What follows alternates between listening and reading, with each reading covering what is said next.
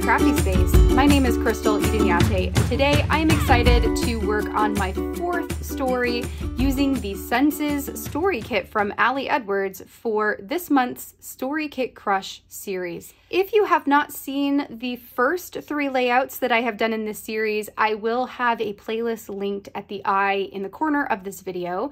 And in the description box down below, you will also find a complete supply list for everything I used to create today's layout, in addition to a link to the blog post that accompanies this layout so you can see close-up images and a little bit more detail over there.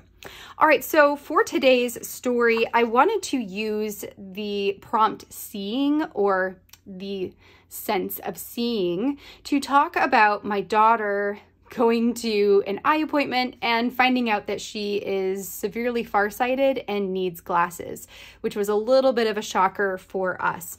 So I have this picture of Isabella on the swing set, and she's got her new glasses on, which are spectacular. She looks fantastic in glasses, and it's been maybe 2 months since she started wearing them. Maybe a month. It's probably been a month, a single month since she started wearing them, but definitely we've noticed a huge difference, and she has noticed a huge difference. So I have this picture blown up to the full page size. I print mine at 6.875 by 8.25, but you can always round up and go to 7 inches by 8.25, whatever works best for you. This one, I am going to get us started by just hole punching the side. I may or may not add embellishments to the photo, or I might just keep it as is and let the right side of this layout be where all of the storytelling, embellishing, and all of that fun stuff takes place. So we'll get that hole punched with my 6 hole punch here that I get from Amazon. Again, that will be linked down in the description box. Okay, so there is the photo. I'm gonna set that to the side temporarily while we get the rest of this layout figured out. Now, another thing that I did is I went into Photoshop and I typed up my journaling into 6 different boxes. These are all different colors, and I pulled these colors from one of the cards that had a floral where each petal was a different color. I wanted to use the colors that came in the kit because they paired pretty nicely, I felt, with the photo itself. And I also loved the idea of having the background be the color with white text on top, just to give this a little bit of pizzazz, to set it apart from some of the other layouts that I've created recently using this same grid structure. So these we will just trim out, and those are going to go straight into a pocket in a 6x8 page protector with 12 2x2s. For the remaining squares, there are 6 remaining 2x2 squares. My plan is to create just a fun little, I don't know, decorative 2x2 card using some of the stamps from the Senses Story Stamp. So here's what we're going to do. I'm going to pull over my black ink because I want this to have a strong contrast with the color blocks that hold my text. I want to use this floral piece right here that's just a whole bunch of bold, rounded petals.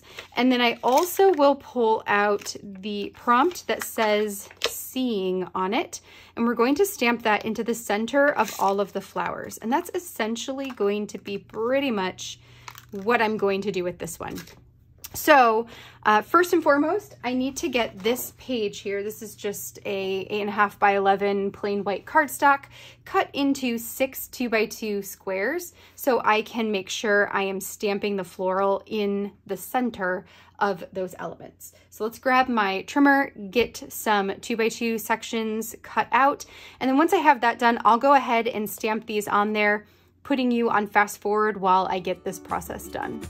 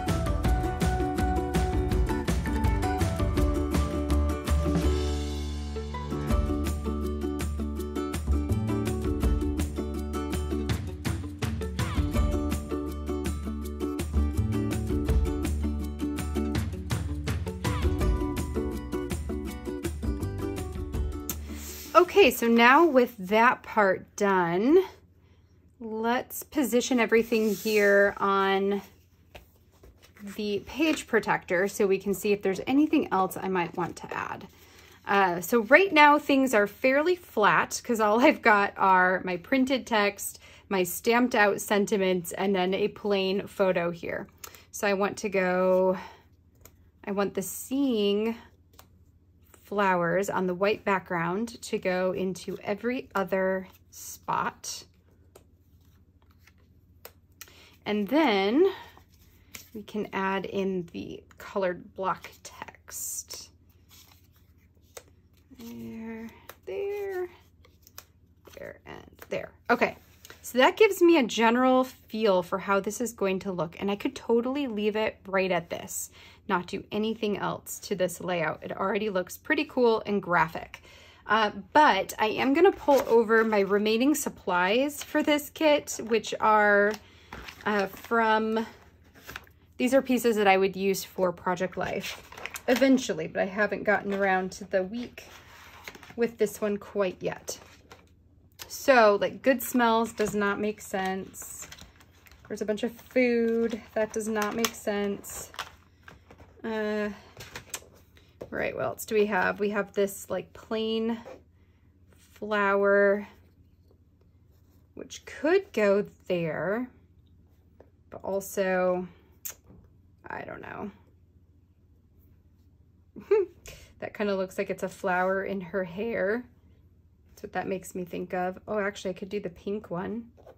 Let's do the pink one. I actually kind of like that. All right, so we're gonna go ahead and use that pink flower, and then I just wanna see, maybe I can put a tiny phrase sticker across it and have that finish this one up.